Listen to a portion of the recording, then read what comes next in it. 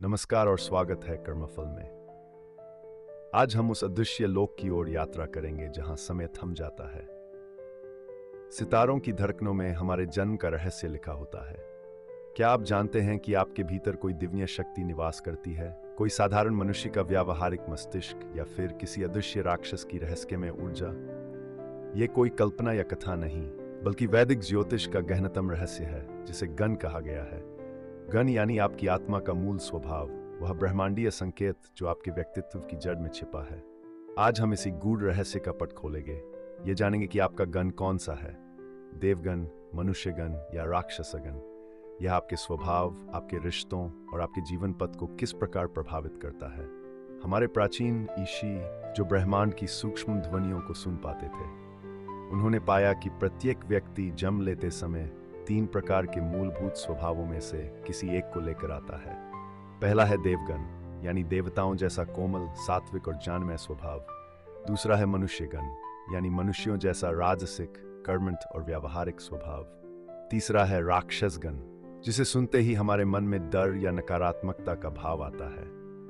किंतु ज्योतिष का राक्षस गण वास्तव में असीम शक्ति, तीव्र अंतर्ज्ञान और स्वतंत्रता का प्रतीक है।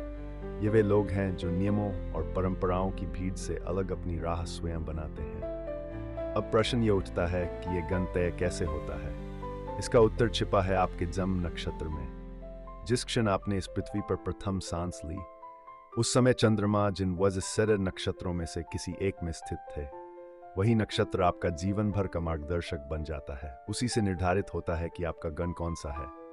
ये वज्रसर नक्षत्र हैं: अश्विनी, भरणी, कृतिका, रोहिणी, मृगशिरा, आर्द्रा, पुनर्वसु, पुष, आश्लेषा, मगा, पूर्वा फाल्गुनी, उत्तरा फाल्गुनी, हस्त, चित्रा, स्वाति, विशाखा, अनुराधा, ज्येष्ठा, मूल, पूर्वाषाढ़ा, उत्तराषाढ़ा, धनिष्ठा, शतभिषा, पूर्वा भाद्रपद, उत्तरा भाद्रपद और रेवती।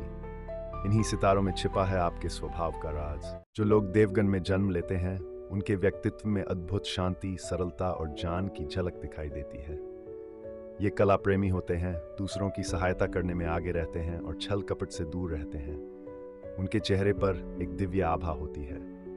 अश्विनी वाले लोग तेजस्वी और उपचारक प्रवृत्ति के होते हैं। मृगशिरा वाले जिज्ञासु और खोजी। पुनर्वसु वाले कितनी भी बार गिरें फिर खड़े हो जाते हैं। पुष्य वाले पोषण और करुणा से भरे होते हैं। हस्त वाले सृजनशील और मकसदी वाले स्वतंत्रता प्रेमी। अनुराधा वाले मित्रता और भक्ति की मिसाल। श्रवण वाले श्रेष्ठ श्रोता और ज्ञानग्राही, और रेवती वाले सब गुणों का सार लेकर जन्मे होते हैं। इनकी खूबियां हैं शुद्ध आत्मा, दानशीलता, कोमलता और सुंदरता। चुनौतियां हैं अत्यधिक आदर्शवादी हो जाना और कठिन परिस्थितियों से जल्दी घबरा जाना। मनुष्यगण देव और राक्षस के बीच पुल का कार्य करते हैं। ये यथार्थवादी, सामाजिक और मेहनतकश होते हैं। भरणी वालों में प्रबल इच्छा शक्ति होती है।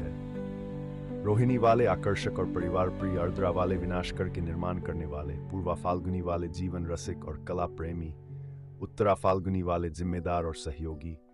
पूर्वाषाढ़ा वाले अजय और प्रेरणादायक। उत्तराषाढ़ा वाले धैर्यवान और दृढ़। पूर्वा भाद्रपद वाले दार्शनिक और गूढ़। उत्तरा भाद्रपद वाले समुद्र जैसे गहरे और स्थिर। इनकी ताकत है कर्म और यथार्थ में विश्वास। कमजोरी है गंभीर भौतिकवाद और ईर्ष्या का शिकार होना। ज्योतिष का राक्षसगण भय का नहीं, बल्कि अपार ऊर्जा का प्रतीक है। ये लोग साधारण नहीं होते। इनकी अंतर्ज्ञान शक्ति तीव्र होती है और ये भीड़ में खोना नहीं चाहते। कृतिका वाले तीक्ष्ण और निर्णायक। आश्लेषा वाले नाग जैसे सम्मोहन और रहस्य के धनी। मघा वाले से जुड़े। चित्रा वाले कलाकार और करिश्माई। विशाखा वाले लक्ष्य केंद्रित और रणनीतिकार। ज्येष्ठा वाले अनुभवी और सुरक्षात्मक। मूल वाले सच्चाई की जड़ तक पहुंचने वाले, धनी और विजय के प्रेमी। शतभिषा वाले रहस्यदर्शी और वैद्य। ये शक्ति और दृढ़ता के प्रतीक हैं। कभी कभी इनके भीतर का कठोरपन इन्हें अकेला भी कर देता है। वैदिक ज्योतिष में गण का महत्व विशेष रूप से विवाह के समय सामने आता है।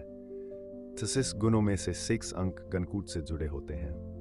देव देव, मनुष्य मनुष्य और राक्षस राक्षस का मेल सबसे उत्तम माना गया है।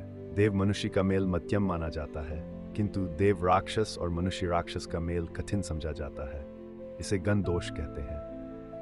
फिर भी प्रेम और समझ किसी भी दोष को पार कर सकते हैं। ज्योतिष केवल मार्ग दिखाता है, भाग्य तय नहीं करता। देव, मनुष्य और राक्षस ये तीनों ब्रह्मांडीय ऊर्जाएं हैं। कोई भी गण श्रेष्ठ या निकृष्ट नहीं। देव सृजन का, मनुष्य संतुलन का और राक्षस परिवर्तन का प्रतीक है। हर व्यक्ति का गण उसे एक विशिष्ट पहचान देता है। अपने गण को पहचानना आत्मज्ञान का प्रथम कदम है।